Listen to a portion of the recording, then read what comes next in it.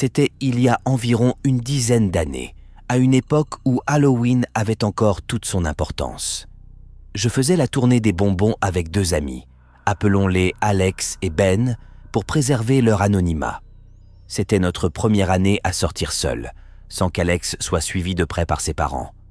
Ils étaient plutôt du genre envahissant, et cela rendait toujours la soirée 20 fois moins amusante. Autant dire que nous étions surexcités cette année-là.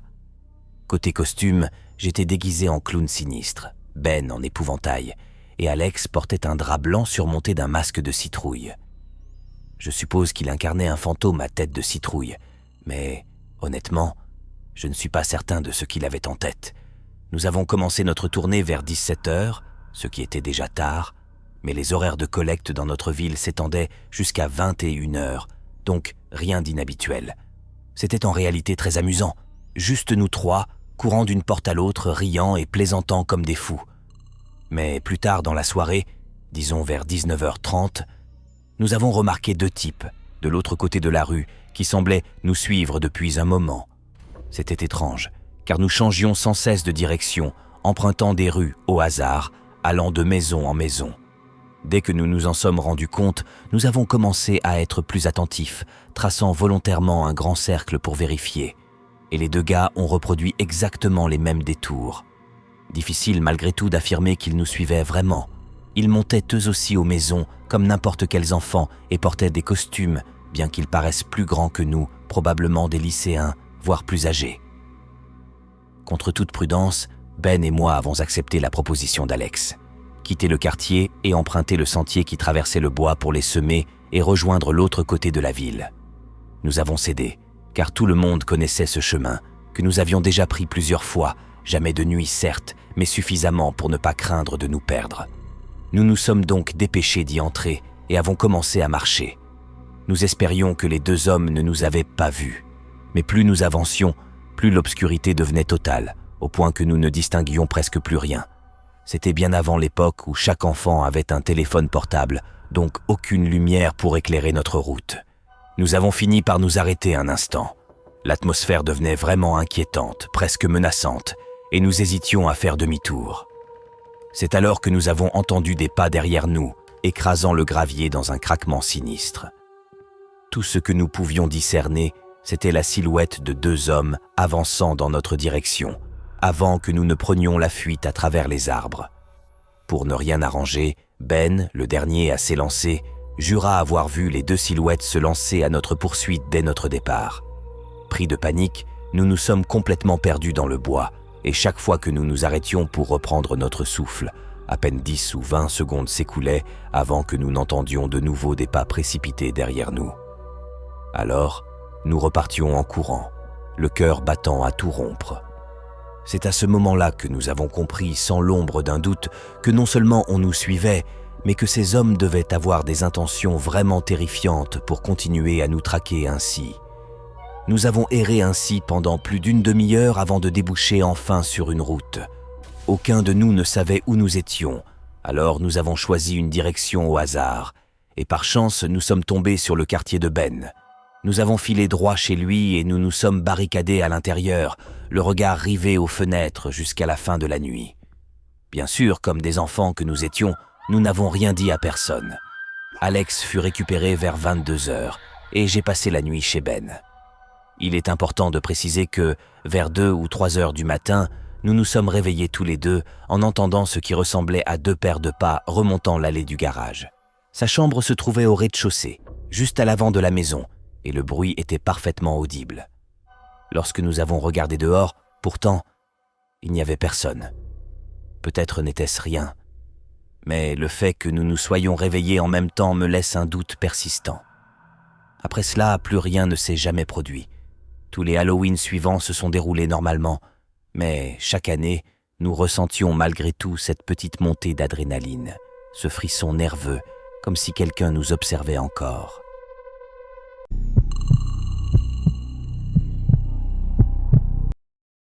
C'était il y a environ 5 ans, une nuit d'Halloween.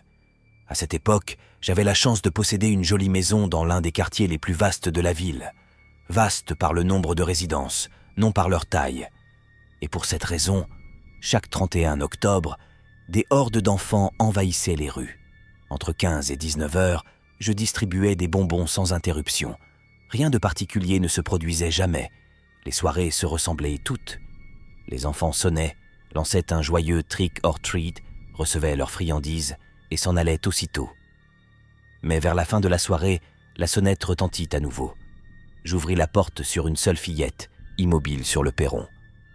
Elle était seule, quoique j'aperçusse un homme sur le trottoir, sans doute son père, qui l'observait à distance. La fillette paraissait étrange. Elle portait un déguisement de mariée morte, une sorte de robe de noces blanche, déchirée par endroits. Son visage était entièrement couvert d'un maquillage blanc, et chose troublante, elle semblait plus âgée que son costume ne le laissait supposer. Ce n'était pas tout à fait une enfant, du moins pas en apparence. Mais son visage peint rendant toute distinction difficile, je me persuadais que je me trompais. Elle ne sourit pas, ne dit pas un mot, et se contenta de tendre un petit sac. J'y déposai une poignée de bonbons. Aussitôt, elle fit volte-face et s'éloigna d'un pas vif. L'homme la rejoignit et tous deux se mirent à parler, mais je ne parvins pas à saisir leurs paroles. Ils se connaissaient, à n'en pas douter, et bien que la scène eût quelque chose d'étrange, je n'y prêtais pas grande attention. Ne voyant plus personne approcher, je refermai la porte. Le reste de la soirée se déroula lentement. Quelques enfants vinrent encore frapper, puis plus rien. Je rangeai les friandises, bavardai longuement au téléphone avec des amis, puis fis un peu de ménage. Je crois que je veillais jusqu'à 1 heure du matin. En constatant l'heure, j'éteignis les lumières et montai me doucher avant d'aller me coucher. J'y restai une quinzaine de minutes, puis, en sortant, je consultai machinalement mon téléphone. Une notification de la caméra de ma sonnette venait d'apparaître. Elle datait d'une dizaine de minutes auparavant, juste après que je fus entré dans la salle de bain. Cela arrivait parfois, un simple faux déclenchement, pensais-je. Mais lorsque je visionnai la vidéo, mon estomac se noua instantanément. À l'angle de l'image, pendant une fraction de seconde, apparut cette même fille, dans sa robe de mariée déchirée. Elle recula presque aussitôt, comme si elle venait de se souvenir de la caméra et tentait d'éviter d'être vue. Je m'habillai en hâte, dévalai les escaliers et ouvris la porte. Dehors, tout était silencieux, personne sur le perron. Mon cœur battait à tout rompre, impossible que ce fût une coïncidence. C'est alors qu'un bruit derrière moi me glaça. Je me retournai vers le couloir plongé dans l'obscurité. Des murmures s'en échappaient, 2 voix, chuchotant l'une à l'autre. Pris de panique, je fis volte-face, ouvris la porte à la volée et m'élançai dehors, courant jusqu'à l'autre extrémité du quartier. Là, je composais le numéro de la police, tremblant d'angoisse. À peine 1 minute plus tard, une nouvelle alerte retentit sur mon téléphone. Je pâlis en voyant la vidéo. On y distinguait la fille et l'homme s'enfuyant de ma maison. Je remis l'enregistrement aux agents venus sur place. Ils découvrirent que la serrure de la porte latérale donnant sur le garage avait été forcée, leur permettant d'entrer. Mais jamais ils ne furent retrouvés ni identifiés. Fait troublant, plusieurs voisins rapportèrent ensuite avoir eu des rencontres similaires avec ce duo, mais ils n'avaient fracturé que ma demeure. Peut-être cherchaient-ils une cible qu'ils jugeaient plus vulnérable. Ce n'est qu'une hypothèse, bien sûr. À ce jour, aucune nouvelle information n'a refait surface, et ces 2 individus n'ont plus jamais été revus.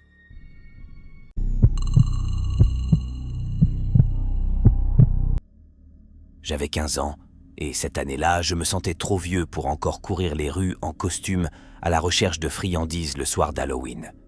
À la place, je passais la soirée avec mon ami Hayden, à traîner dans ma chambre, à ne rien faire, à nous ennuyer.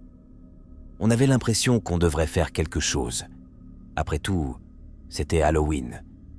D'autant plus que mes parents étaient partis à une réception professionnelle en ville, nous laissant la maison entière pour nous seuls jusqu'au lendemain. Au bout d'un moment, incapables de trouver une idée originale, nous avons fini par choisir la solution la plus banale. Descendre au sous-sol pour regarder un film d'horreur. Nous avons trouvé un film convenable, l'avons lancé, puis avons éteint toutes les lumières. Le sous-sol, déjà à moitié inquiétant avec ses murs bruts et ses cartons empilés çà et là, baignait dans une obscurité presque palpable. Il n'y avait là qu'un vieux canapé au centre et une petite télévision devant. C'était l'endroit où mon père aimait s'installer le soir pour boire quelques bières et veiller tard, quand tout le monde dormait. Nous avons regardé le film un moment, tranquillement absorbés par l'intrigue, jusqu'à ce qu'un bruit sourd retentisse. Nous nous sommes regardés, puis avons mis le film sur pause. La maison entière était silencieuse. Je pensais d'abord que le bruit venait du film, alors je rembobinais la scène et la repassais, mais rien de semblable ne s'y trouvait. Depuis le sous-sol, tout ce qui venait d'en haut paraissait étouffé, mais nous étions presque certains que le bruit provenait de l'étage. Je me levai et Hayden me suivit jusqu'au pied de l'escalier. Nous tendîmes l'oreille. Très faiblement, on distinguait d'autres bruits, des pas, lents, feutrés, se déplaçant au-dessus de nous. Nous nous sommes figés, paralysés par la peur, comprenant immédiatement ce que nous entendions. Quelqu'un marchait dans la maison. Soudain, une voix appela. « Hayden !» Puis à nouveau « Hayden !» Elle répéta son nom plusieurs fois, d'une voix grave et étrangère. Hayden me jeta un regard paniqué. Il ne reconnaissait pas la voix. Et même s'il l'avait reconnue, cela ne changeait rien. Quelqu'un venait d'entrer chez moi pendant l'absence de mes parents. Nous nous sommes précipités pour nous cacher dans un petit placard au fond du sous-sol, probablement celui des installations avec le chauffe-eau et divers outils. Quelques secondes plus tard, la porte du sous-sol grinça. À travers les fentes du placard, nous pouvions voir la lumière de l'étage se répandre dans l'escalier, avant qu'une silhouette ne commence à descendre, lentement. L'homme arriva en bas, s'arrêta pour scruter les environs, puis s'avança vers le centre de la pièce. Lorsqu'il remarqua la télévision encore allumée, il resta un moment immobile, la fixant. Puis, d'une voix toujours aussi calme et grave, il appela de nouveau « Hayden !» Il se mit alors à fouiller derrière quelques cartons, en ouvrit même un et s'y attarda, cherchant quelque chose. Je savais que cette boîte contenait d'anciens albums de famille et quelques cadeaux, ce qui rendait la scène encore plus sinistre. Cet inconnu fouillait nos souvenirs. Il resta ainsi environ 5 minutes, puis remonta lentement les escaliers. Nous avons entendu ses pas errer dans le couloir du haut, puis le silence revint. Nous sommes restés cachés là, immobiles, pendant ce qui nous sembla une éternité, sans doute près d'1 heure, avant que je n'ose enfin sortir, attraper mon téléphone et appeler à l'aide. Mais il était déjà trop tard. L'homme s'était volatilisé. Et dans la pénombre du sous-sol, nous n'avions aperçu aucun détail distinct de son visage. Une chose, pourtant, était évidente. Il savait qui était Hayden et savait qu'il serait seul chez moi ce soir-là. Il le traquait, sans doute avec l'intention de l'enlever. Peut-être même nous deux. Ce fut une expérience profondément dérangeante. Hayden et moi sommes toujours en contact aujourd'hui, mais rien d'autre n'en est jamais ressorti. Nous n'avons jamais revu cet homme.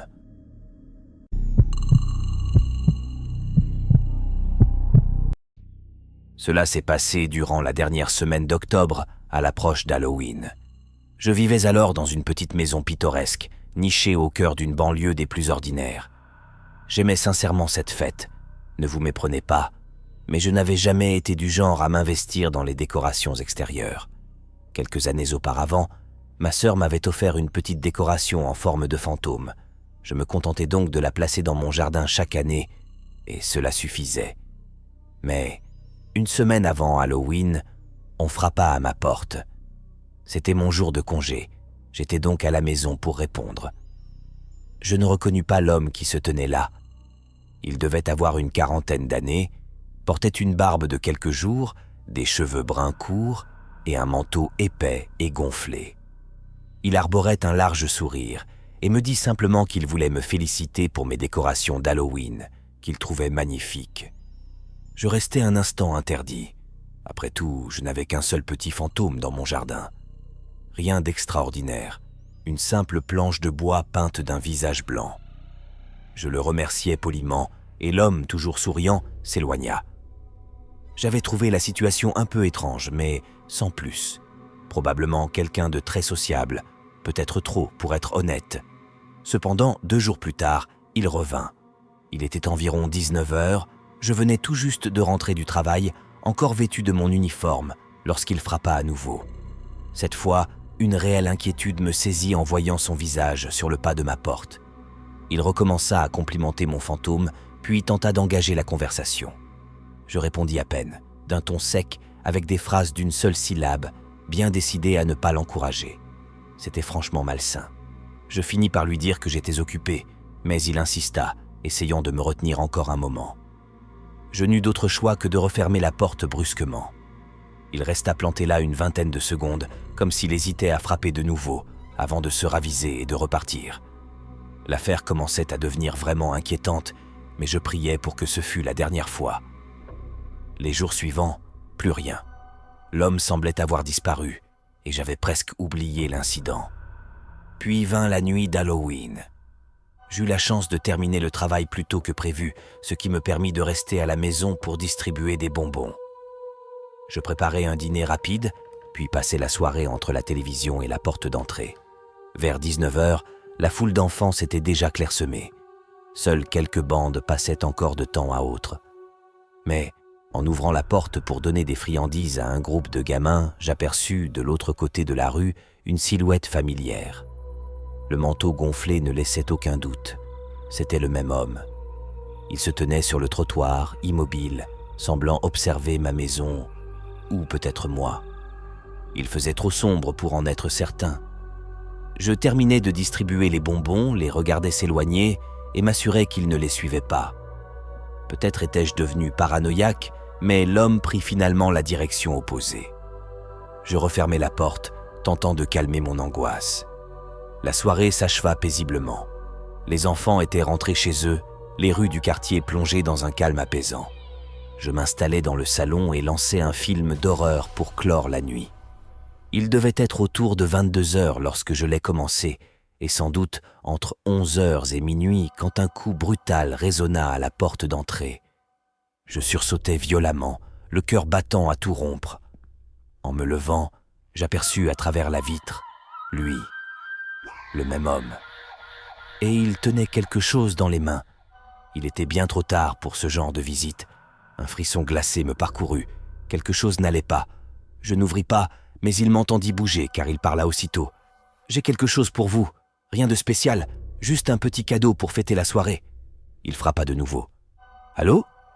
C'est juste un présent, vous allez adorer. » Je ne répondis pas. Je composais le 911 tout en gardant les yeux fixés sur la porte. Il continua à frapper, tentant de me tendre sa boîte, mais je ne distinguais rien d'autre qu'un paquet banal entre ses mains. Au bout d'une minute, il finit par s'éloigner, emportant le colis avec lui. Les policiers arrivèrent peu après. Je leur expliquai tout en détail, mais mes informations étaient insuffisantes pour le retrouver. Pourtant, j'ai la certitude qu'il était toujours là, quelque part, à observer pendant que je parlais avec eux. Car, après cette nuit-là, il n'est plus jamais revenu. Je ne saurais jamais ce que contenait ce présent, ni pourquoi cet homme me traquait ainsi, mais chaque année, à l'approche d'Halloween, une angoisse sourde me saisit à l'idée qu'il puisse revenir pour reprendre son sinistre manège.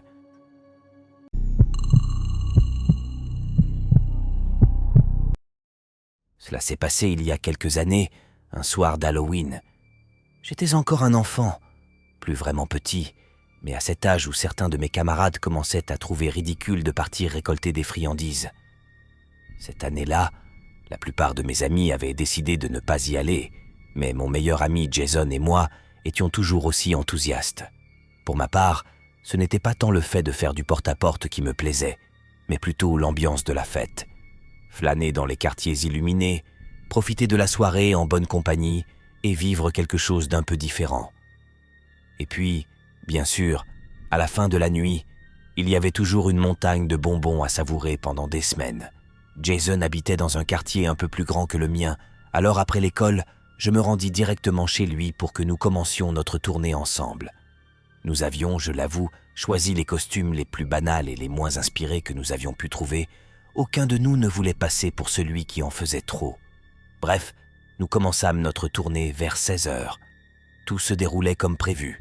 Nous allions de porte en porte, remplissant nos sacs, tout en admirant les décorations de chaque maison. Vers 18h30, nous étions déjà loin de son quartier, peut-être 2 ou 3 pâtés de maisons plus bas, dans un endroit que nous ne connaissions pas.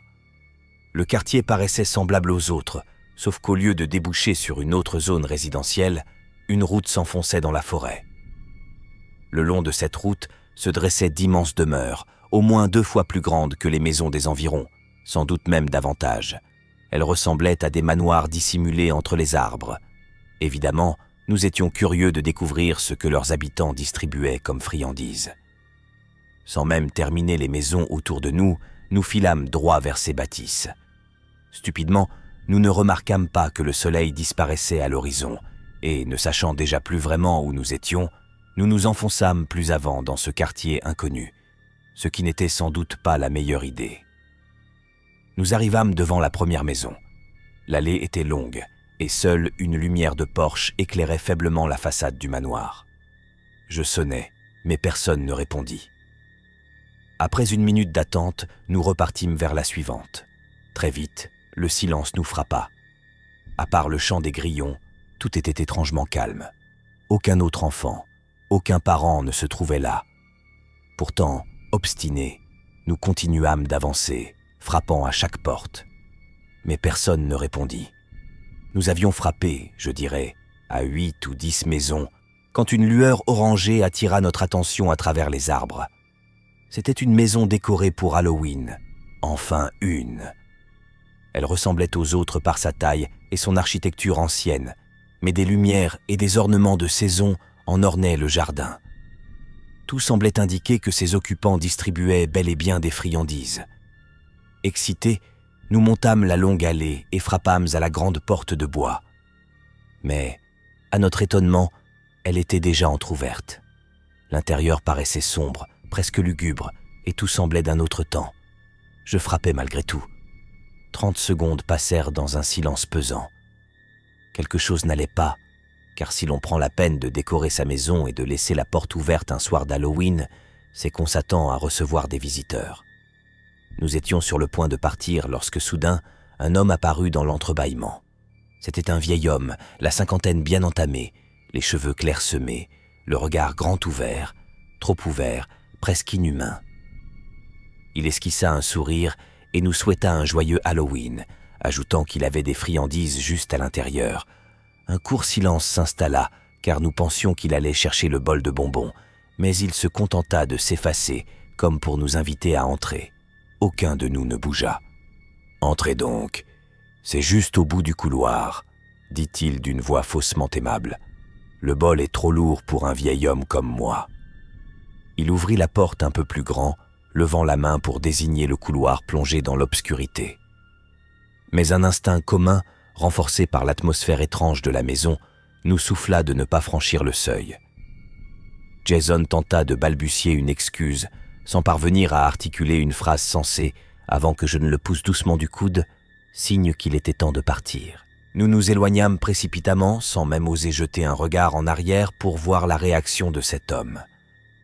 Nous ignorions toujours s'il nourrissait de mauvaises intentions ou non, mais nous voulions simplement rester prudents et éviter de finir aux informations comme les enfants assez stupides pour être entrés de leur plein gré chez un fou le soir d'Halloween. Plus concentrés sur le fait de nous éloigner que sur la direction à prendre, nous continuâmes machinalement à descendre la route, nous enfonçant encore davantage dans ce quartier étrange. Nous passâmes devant plusieurs maisons sans nous arrêter, toujours en train de parler de cette rencontre troublante, avant de convenir qu'il valait mieux quitter cet endroit et regagner un quartier plus familier. Mais comme nous étions déjà très loin, nous pensions qu'en continuant tout droit, nous finirions forcément par tomber sur une route principale. Nous marchâmes pendant une quinzaine de minutes, sans frapper à aucune porte. La forêt demeurait aussi silencieuse qu'avant, et maintenant que le soleil s'était complètement couché, l'obscurité y régnait en maître. Il n'y avait absolument personne aux alentours. C'est alors que nous aperçûmes quelque chose devant nous. Une voiture, garée sur le bord de la route bordée d'arbres. Il faisait si sombre, et les phares étaient éteints, que nous ne la remarquâmes qu'à une vingtaine de pieds à peine. C'était un vieux modèle, et sans aucune lumière allumée, elle avait presque l'air abandonnée. Jason et moi passâmes devant avec nervosité, intrigués mais prudents, en restant sur le côté opposé de la route. Je ne distinguais rien à travers le pare-brise avant, la voiture étant plongée dans l'ombre, mais en jetant un regard par la vitre latérale, je perçus fugacement une silhouette assise sur le siège du conducteur. Et à cet instant, je reconnus immédiatement ce regard, ses yeux grands ouverts, anormalement fixes. Je soufflai à Jason de courir, et nous nous mîmes à détaler à toutes jambes. Presque aussitôt, les phares de la voiture s'allumèrent. Nous continuâmes de courir sans nous retourner et eûmes la chance inouïe de tomber, au bout d'1 minute à peine, sur une intersection menant à un quartier ordinaire. Nous ne vîmes pas la voiture nous suivre, mais sans doute le fait de nous enfuir lui fit comprendre que nous avions compris le danger, l'empêchant ainsi de tenter quoi que ce soit. Nous rentrâmes directement chez Jason, sans rien dire à personne, pas même à nos amis. Ce fut la dernière année où nous sortîmes faire le tour des maisons pour Halloween.